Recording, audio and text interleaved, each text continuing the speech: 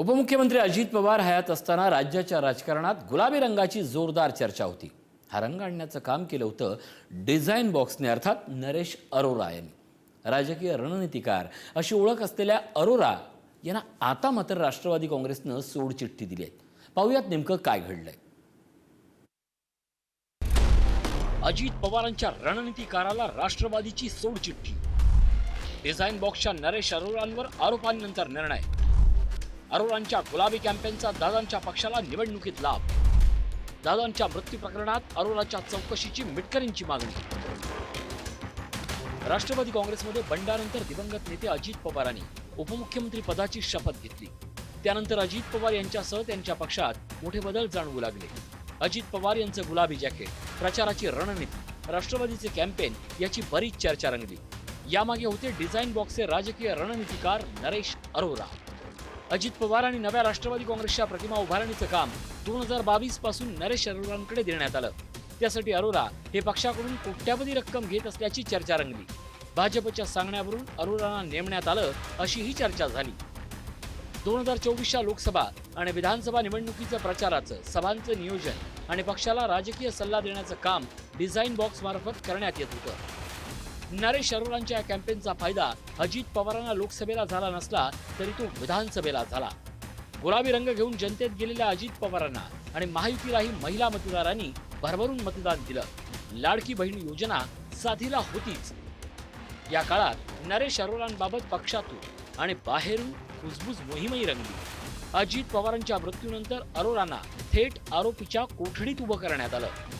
आता उपमुख्यमंत्री सुनेत्रा पवार यांच्या नेतृत्वाखालील राष्ट्रवादीनं नरेश अरोरांच्या कंपनीला सोडचिठ्ठी देण्याचा निर्णय घेतला आहे। उपमुख्यमंत्री सुनेत्रा पवार, सुनील तटकरे आणि पार्थ पवार यांच्यात बैठक पार पडली। या बैठकीमध्ये डिझाईन बॉक्स सोबत असलेलं कनेक्शन कायमस्वरूपी तोडण्याचा निर्णय झाला।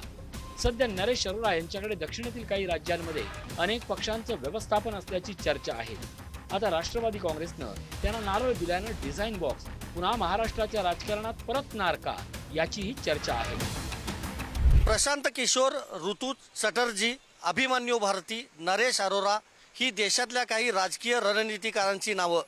त्यातल्या प्रशांत किशोर यांनी तर एकदा पंतप्रधान नरेंद्र मोदी यांच्यासोबत भाजपसाठी काम केलं, तर एकदा पश्चिम बंगालच्या मुख्यमंत्री ममता बॅनर्जी यांच्यासोबत तृणमूल काँग्रेससाठी काम केलं। कालांतरानं त्यांनी स्वतःचा पक्ष स्थापन करत वेगळी राजकीय वाट धरली। त्यामुळे आता नरेश अरोरा यांना राष्ट्रवादी काँग्रेसनं जरी नारळ दिलेला असला तरी नरेश अरोरा हे राजकीय प्रवाहात थेट सहभागी होणार की प्रवाहाच्या बाहेर राहून राजकीय पक्षांचीच सगळी रणनीती सांभाळणार याची उत्सुकताही आता महाराष्ट्रातल्या राजकारणाला असेल।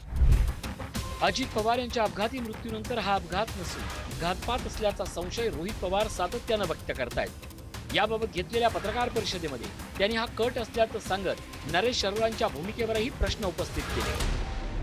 माहिती जी समोर येते ती खरी माहिती आहे, कारण मला सुद्धा त्या सोर्सच्या माध्यमातून हे कळालेलं आहे। आणि काही दिवसांपूर्वी बारामती हॉस्टेल पुण्यामध्ये सुद्धा जेव्हा आम्ही दादांबरोबर 10:30-11 पर्यंत बसलो होतो, तेव्हा सुद्धा नरेश अरोराचे कन्सल्टंटचे लोक तिथं आली होती आणि दादा त्यांना सुद्धा दादांच्या स्टाईलमध्ये झापतच होते। आणि 27 तारखेला सुद्धा नरेश अरोराच्या वतीने नरेश अरोराला कॉन्ट्रॅक्ट तसाच ठेवला गेला पाहिजे। नरेश अरोराचा शेकडो कोटीचा कॉन्ट्रॅक्ट जिवंत ठेवून त्या नरेश अरोराला तिथं पैसे दिलेच गेले पाहिजे, अशी भूमिका काही ठराविक नेत्यांची 27 तारखेच्या बैठकीमध्ये होती। पण त्याच्या विरोधातली भूमिका ही अजितदादांची होती। अजित पवारांच्या खांद्यावर हात ठेवल्याच्या नरेश अरोरांच्या फोटोवरूनही वाद झाला होता। अमोल मिटकरींनी अजित पवारांच्या खांद्यावर हात ठेवण्यावरून जाहीर संताप व्यक्त केला होता। त्यावर पार्थ पवारांनी एक्स पोस्ट करत मिटकरींना जाहीर समजही दिली होती। आता डिझाईन बॉक्सला निरोप दिल्याच्या निर्णयाचं अमोल मिटकरींनी स्वागत केलंय। अजित पवार यांच्या अपघाती मृत्यूशी अरोरा यांचा काही संबंध आहे का याची चौकशी व्हावी अशी मागणीही त्यांनी केली आहे। त्यांची PR एजन्सी होती डिझाईन बॉक्स नावाची, त्याचं कॉन्ट्रॅक्ट आमच्या पक्षाकडे होतं।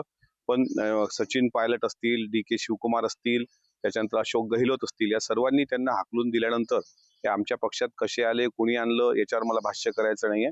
पण सुनेत्रा वहिनींचं मनापासून आभार की त्यांनी त्याला घरचा रस्ता दाखवलाय। पण अजितदादांच्या विमान अपघाताच्या संदर्भात नरेश अरोराचे कॉल डिटेल्स काढले पाहिजे, एवढं मात्र मला या निमित्तानं मुख्यमंत्र्यांना पत्र देऊन कळवायचं आहे. राजकारण करण्यासाठी, निवडणूक जिंकण्यासाठी केवळ नेते आणि कार्यकर्ते पुरेसे नसतात, तर त्यामागे रणनीतीही महत्वाची असते.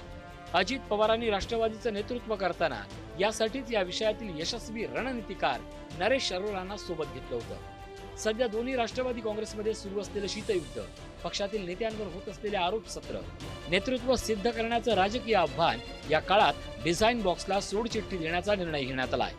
आता उपमुख्यमंत्री सुनेत्रा पवार आणि त्यांचा पक्ष प्रतिमा निर्मितीसाठी वेगळी पावलं उचलणार का, याची उत्सुकता महाराष्ट्राला असेल.